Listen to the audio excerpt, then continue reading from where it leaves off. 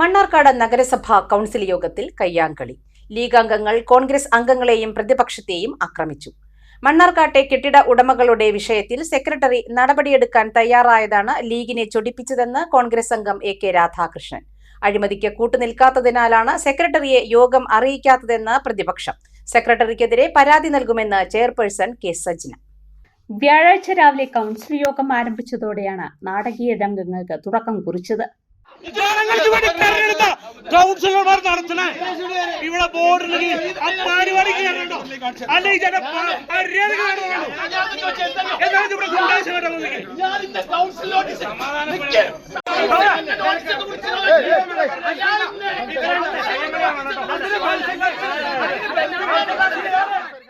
Secretary ലീവായതിനാൽ ഡയസിലിരിക്കാൻ clean city manager ഇക്ബാലും ക്ലർക്ക് സുരേഷും യോഗ ഹാളിലേക്ക് പോകുന്നത് ഇടതുപക്ഷത്തിലെ 12 കൌൺസിലർമാരും കോൺഗ്രസിലെ A K Radhakrishnan, Jaleel Kolamban, BJP അംഗം അഡ്വക്കേറ്റ് PM ജയകുമാർ എന്നിവർ തടഞ്ഞു.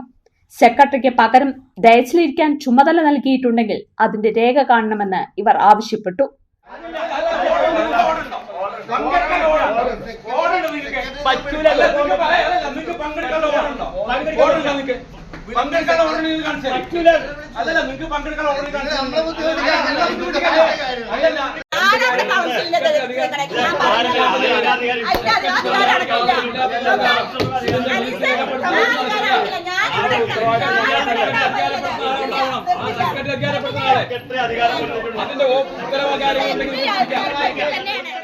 ഇതോടെ യോഗ ഹാളിൽ നിന്ന് പുറത്തുവന്ന മുൻ ചെയർമാനും ക്ഷേമകാര്യ സ്ഥിരം സമിതി അധ്യക്ഷനുമായ C മുഹമ്മദ് ബഷീർ, ലീഗിലെ ഷൌക്കത്ത്, ഷമീർ, ഫസലുർ റഹ്മാൻ എന്നിവർ ചേർന്ന് ഉദ്യോഗസ്ഥനെ ബലമായി മീറ്റിംഗ് ഹാളിലേക്ക് പിടിച്ചുകൊണ്ടുപോയി. ഇടതുപക്ഷവും കോൺഗ്രസ് അംഗങ്ങളും ലീഗും തമ്മിൽ രൂക്ഷമായ വാക്കേറ്റവും ഉന്തും തള്ളും നടന്നു. തുടർന്ന് മുദ്രാവാക്യം വിളിയുമായി CPM കൌൺസിലർമാർ കൌൺസിൽ യോഗ ഹാളിലേക്ക് ഇരച്ചു കയറി.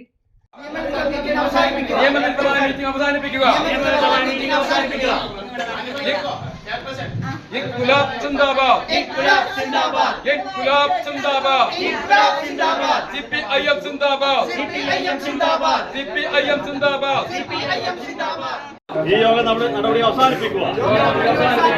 ഈ കൗൺസിൽ യോഗം അവസാനിപ്പിക്കുക. അഴിമതി മുക്ത കൗൺസിലിനെ സപ്പോർട്ട് ചെയ്യുക. ഇൻക്ലാബ് സിന്ദാബാദ്, ഇൻക്ലാബ് സിന്ദാബാദ്, ഇൻക്ലാബ് സിന്ദാബാദ്, ഇൻക്ലാബ് സിന്ദാബാദ്. ഇതിനിടെ ഏതാനും ചില അജണ്ടകൾ മാത്രം വായിച്ച് 52 അജണ്ടകളും പാസ്സായതായി അറിയിച്ച് വൈസ് ചെയർമാൻ കോൺഗ്രസിലെ ബാലകൃഷ്ണൻ യോഗം പിരിച്ചുവിട്ടു. സെക്രട്ടറി കഴിഞ്ഞ ദിവസം ഉന്നയിച്ച അഴിമതി ആരോപണം കൌൺസിൽ ചർച്ച ചെയ്യണമെന്ന് പാർലമെന്ററി പാർട്ടി നേതാവ് S അജയ്കുമാർ പറഞ്ഞു. ഇന്നത്തെ യോഗത്തിന് സെക്രട്ടറി പറഞ്ഞത് ഈ യോഗ നടപടികളോ യോഗ തീയതിയോ ഞാൻ അറിഞ്ഞിട്ടില്ല എന്ന രൂപത്തിലാണ് പറഞ്ഞത്.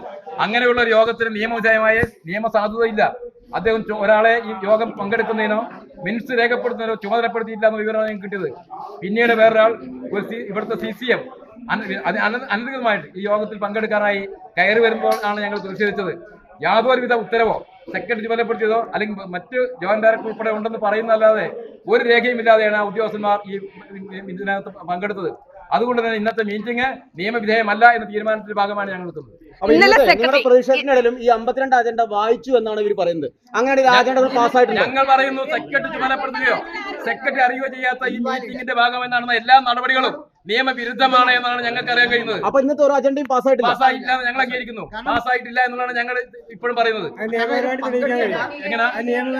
നിയമപരമായി സെക്രട്ടറിയാണ് അധികാരപ്പെടുന്നത്. ഇത് എന്ന് മാത്രമല്ല, ഇതിനകത്ത് ഭൂരിപക്ഷം എന്ന രൂപത്തിലേക്ക് 15 പേരും ഈ യോഗത്തിൽ പങ്കെടുക്കുന്നില്ല.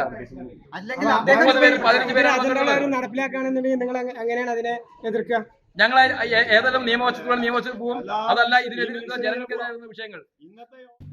വ്യാപാരികളുടെ ടാക്സ് വിഷയം പരിഹരിക്കാൻ സെക്രട്ടറിയെ ചുമതലപ്പെടുത്തിയതോടെയാണ് ലീഗിന് സെക്രട്ടറി അനഭിമതനായതെന്ന് കോൺഗ്രസിലെ A K രാധാകൃഷ്ണൻ പറഞ്ഞു.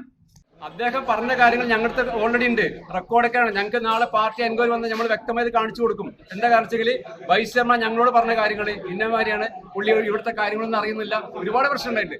പിന്നെ സെക്രട്ടറി ഇന്നലെ പറഞ്ഞു മണ്ണാർക്കാട് ഒരുപാട് പ്രശ്നമുണ്ട് പറഞ്ഞു. കഴിഞ്ഞ നിങ്ങൾക്കറിയാം 4-ാം തീയതി കൗൺസിൽ കൂടിയിരുന്നു. ആ 4-ാം തീയതി കൗൺസിൽ കൂടിയ സമയത്ത് ഒരു തീരുമാനം ഉണ്ടായിരുന്നെങ്കിൽ മണ്ണാർക്കാട് നഗരസഭ ബിൽഡിംഗ് ഓണേഴ്സിന്റെ ഒരുപാട് പ്രശ്നങ്ങൾ മണ്ണാർക്കാട് നഗരസഭ നിലനിൽക്കുന്നുണ്ട്.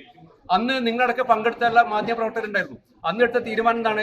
എല്ലാ ബിൽഡിംഗ് ഓണേഴ്സിന്റെ പ്രതിനിധികളും മുനിസിപ്പാലിറ്റി ഉദ്യോഗസ്ഥരും നഗരസഭാ ജീവനക്കാരും എല്ലാവരും ഉൾപ്പെടുത്തിക്കൊണ്ട് മണ്ണാർക്കാടത്തെ ബിൽഡിംഗ് ഓണേഴ്സിന്റെ പ്രശ്നങ്ങൾ രമ്യമായി പരിഹരിക്കണം.